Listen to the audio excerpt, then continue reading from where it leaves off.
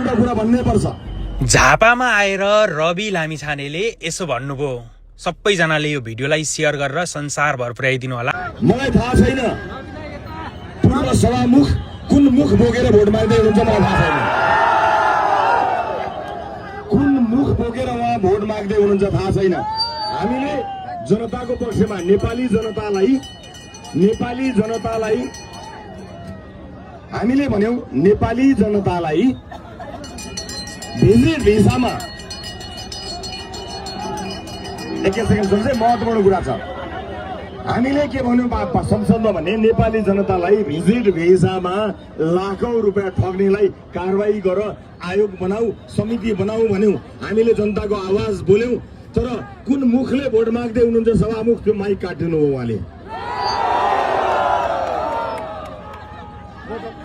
म तपाईहरुलाई बताउन चाहन्छु, रासोपालाई उहाँले गर्नुभएको व्यवहारको कुरा गरेको होइन मैले रासोपालाई उहाँले गर्नुभएको व्यवहारको कुराकानी गरेको होइन। हामीले नेपाली जनताको आवाज उठाएका थियौं। नेपाली जनता प्रत्येक दिन एयरपोर्टमा बेचिँदै थिए, छानबिन गर भन्दा 21 जना हाम्रा सांसदलाई उहाँले गलत त्याएर निकाल्नु भयो। मलाई थाहा छैन कुन मुख बोकेर उहाँ